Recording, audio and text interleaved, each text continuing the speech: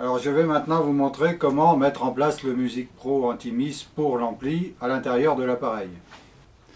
Bon alors surtout avant toute intervention sur votre ampli, pensez bien à débrancher complètement pour éviter tous les chocs électriques.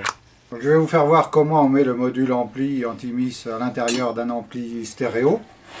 Donc naturellement on démonte le capot, on enlève les vis.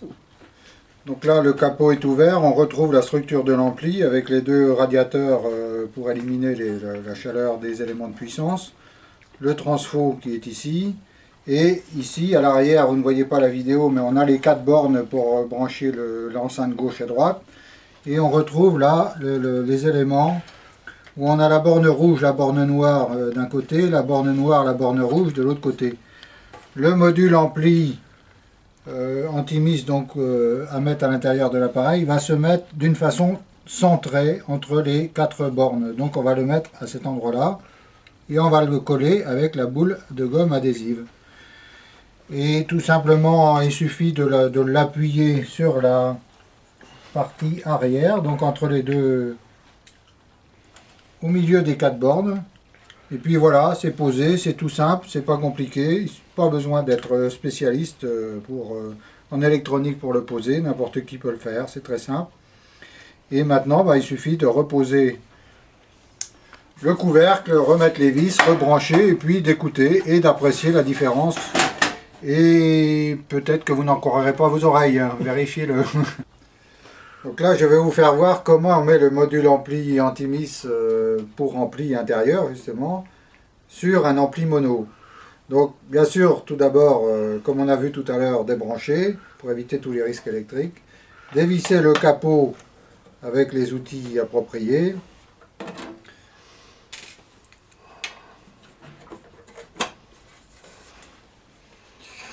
Voilà, donc un petit tour rapidement sur la structure même de l'organisation intérieure de l'ampli. Donc là on trouve un transfo, là il y a un transfo, un autre transfo. Et les 2 bornes de sortie qui nous intéressent. Donc sur un mono, il n'y a que 2 bornes, et sur un ampli ordinaire, naturellement, il y aura 4 bornes. Là, dans ce cas, il y a les 2 bornes, et la rouge et la noire. Le module va se mettre au-dessus de ces 2 bornes-là. Placez le module à l'horizontale sur la partie arrière et verticale de l'ampli, à l'intérieur, avec le perçage directement orienté vers les transfos et vers la partie intérieure de l'ampli. Donc là, dans ce cas-là, il va se poser de cette façon-là. Voilà, donc on fait une pression assez énergique, tout en le laissant un peu flottant, c'est-à-dire il ne doit appuyer que sur la partie gomme et pas sur l'arrière. Là, dans ce cas-là, vous avez l'étiquette OSH qui est à l'envers, ne vous inquiétez pas, ça n'a aucune signification. Ce qui est important, c'est le module à l'horizontale et le trou orienté vers l'intérieur de l'appareil et vers les transfos.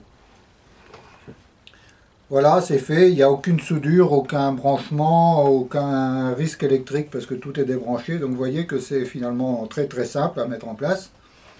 Donc ensuite, eh bien, vous n'avez plus qu'à remettre le capot, à le revisser et à écouter, tout simplement. Alors maintenant, je vais vous faire voir comment on place ce même module ampli à l'intérieur d'un ampli à tube. Nous avons enlevé le capot, donc il suffit d'enlever quelques petites vis de chaque côté. Surtout, je vous rappelle qu'il faut débrancher naturellement avant d'ouvrir pour éviter des chocs électriques. Hein. Le but n'est pas de mettre sa vie en danger, c'est d'écouter de la bonne musique.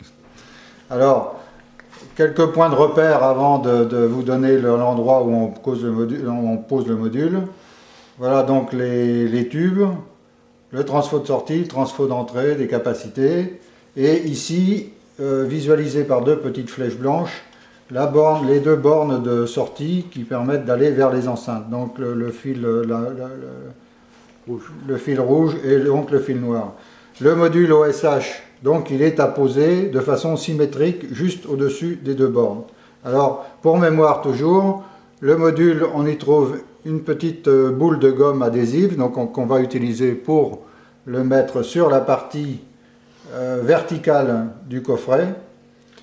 Et le module, ça ne se verra peut-être pas très bien à la vidéo, mais il y a un petit perçage.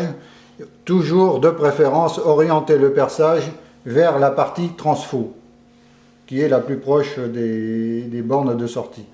Alors surtout ne vous laissez pas impressionner par l'étiquette OSH, qu'elle soit dans un sens ou dans l'autre, ça n'a aucune importance. Ce qui est important, c'est que le module soit horizontal.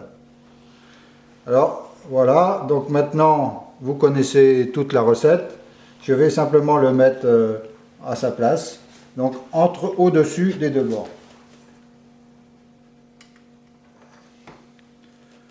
Voilà, tout simplement, c'est fait. Et donc pour que vous puissiez mieux visualiser la chose, on fait un gros plan. Donc vous voyez le module qu'on se retrouve ici, juste au-dessus des bornes rouges et noires, placé à la verticale. Toujours ce qui est important, c'est le placer sur une paroi verticale avec le module à l'horizontale. Voilà, donc maintenant je résume.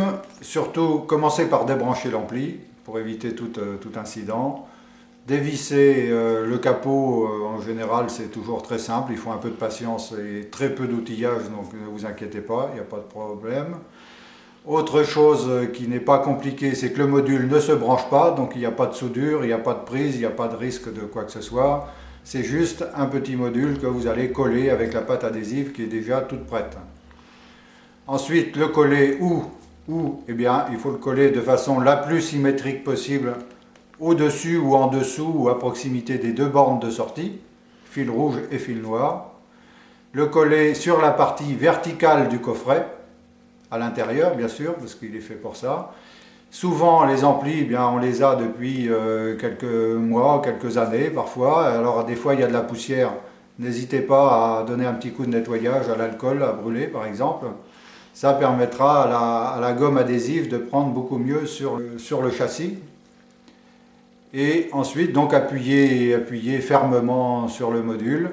Le trou, l'orienter plutôt vers les transformateurs que vous avez à proximité. C'est tout simple, après vous remettez votre capot, vous rebranchez, vous écoutez, simplement. Alors, n'oubliez pas que comme tous les équipements d'OSH Intimis, il y a un travail, vous allez avoir un résultat immédiat, mais ce ne sera pas le résultat définitif. Il y a une sorte de travail de maturation, de rodage qui se fait sur une durée qui peut atteindre jusqu'à 6 semaines pratiquement. Mais encore une fois, vous avez un résultat immédiat, mais vous pouvez examiner tout au long des 6 semaines à suivre l'évolution du résultat et apprécier par vous-même et faire apprécier à vos amis, votre femme, vos enfants autour de vous. Merci.